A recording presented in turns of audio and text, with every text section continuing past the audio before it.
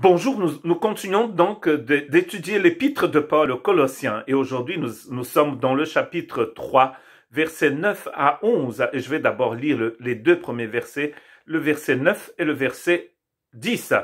Ne montez pas les uns aux autres, vous étant dépouillés du vieil homme et de ses œuvres, et ayant revêtu l'homme nouveau qui se renouvelle dans la connaissance selon l'image de celui qui a créé. Et je voudrais parler aujourd'hui sur la nouvelle création, aussi appelée ici nouveau homme, homme nouveau. Et cela est un sujet extrêmement important ici dans cet épître, mais aussi dans d'autres épîtres de Paul.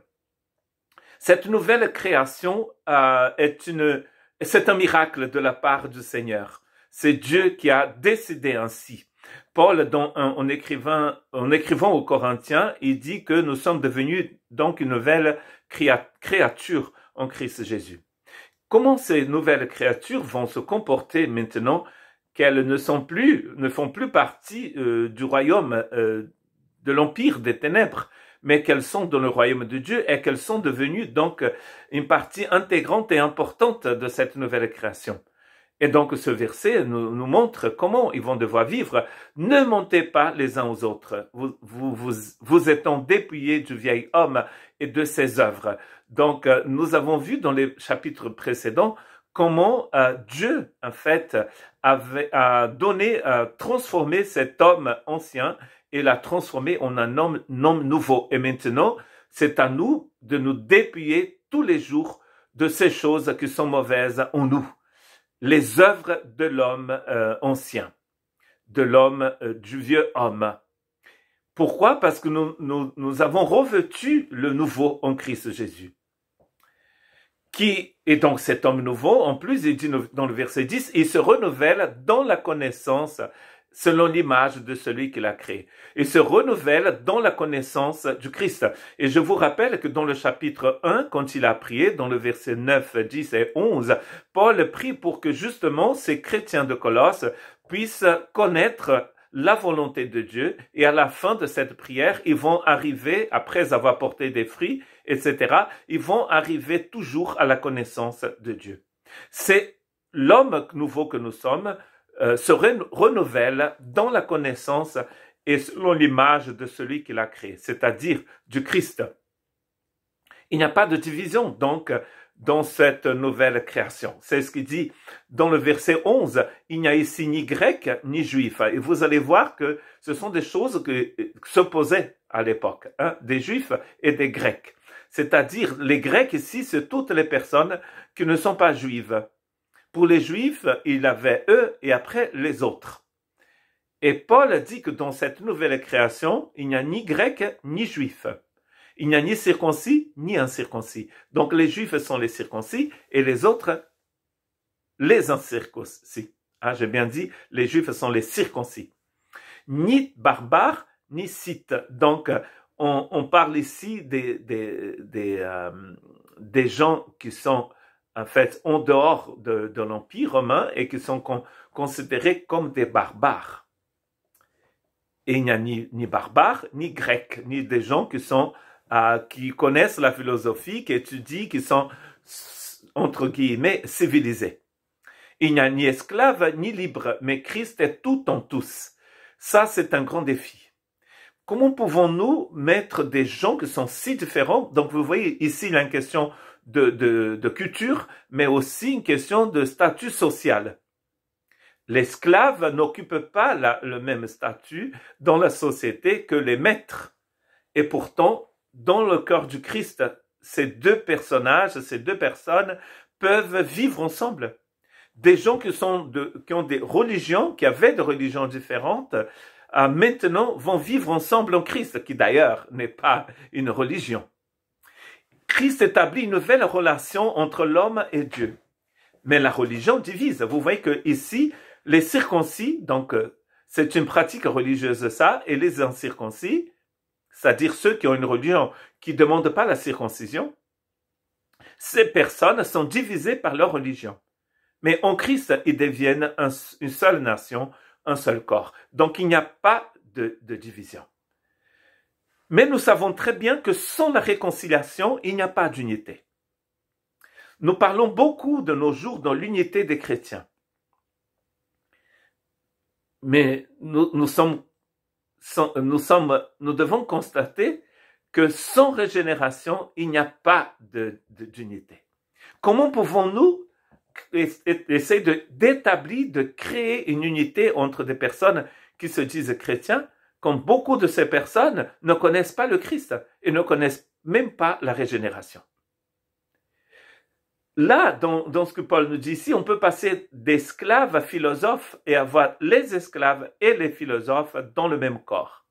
Et la seule façon de le faire, c'est par la régénération. Colossiens 1:20, Paul disait, il a voulu par lui-même réconcilier avec lui-même tant ce qui est sur la terre que ce qui est dans les cieux, en faisant la paix par lui, par le sang de sa croix. Vous voyez? Le sang ici, c'est bien sûr, ça signifie, ça parle du sacrifice du Christ. Sans le sacrifice du Christ, il n'y a pas d'unité. Car nous ne pouvons pas créer l'unité. Nous ne pouvons pas unir des esclaves et des philosophes. Nous ne pouvons pas. Nous avons déjà essayé, la religion l'essaye, mais ça ne marche pas. La vraie unité, c'est celle de l'esprit. Et cette unité vient à nous par la régénération. S'il n'y a pas de régénération dans l'évangile, il n'y a pas d'unité. Et lorsque toutes choses lui auront été soumises, alors le Fils lui-même sera soumis à celui qui lui a soumis toutes choses, afin que Dieu soit tout en tous. Nous voyons, ici c'est 1 Corinthiens 15:28, mais dans le texte que nous avons lu de Colossiens, Colossiens 3:11, il dit que le but c'est que Christ soit tout en tous. Et dans 1 Corinthiens 15:28, dans le chapitre qui parle de la résurrection du corps, Paul dit que Dieu sera tout en tous. Si Christ n'est pas en moi, comment je peux être un avec l'autre? Christ devient tout en tous.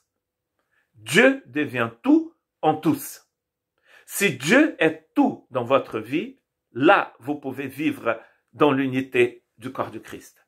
Mais si Dieu n'est pas tout en vous, comment allez-vous vivre avec des gens qui sont complètement différents, des personnes complètement différentes de vous? C'est impossible. Colossiens 1:9, Paul dit, c'est pour cela que nous aussi, depuis le jour où nous en avons été informés, nous ne cessons pas de prier Dieu pour vous. Nous demandons que vous soyez remplis de la connaissance de sa volonté. C'est le texte que je citais tout à l'heure, en toute sagesse et intelligence spirituelle. Il y a une connaissance de la volonté de Dieu dans chacun. Et c'est pour cela que tous peuvent être unis, car ils sont devenus, Dieu est devenu tout en eux. C'est des Grecs, des Juifs, des circoncis, des pas circoncis, des mangeurs de porc, des pas mangeurs de porc qui maintenant sont devenus le temple du Saint-Esprit. Comme il y a un esprit, comme Paul explique dans Éphésiens chapitre 4, il n'y a qu'un Dieu, un baptême, un esprit, donc une église. L'église n'est pas l'unité dans le corps du Christ, elle n'est pas favorisée par nous-mêmes, elle est favorisée par la nouvelle naissance, par l'habitation du Saint-Esprit. Si le Saint-Esprit n'habite pas quelqu'un, il ne peut pas être uni à une autre personne qui a le Saint-Esprit.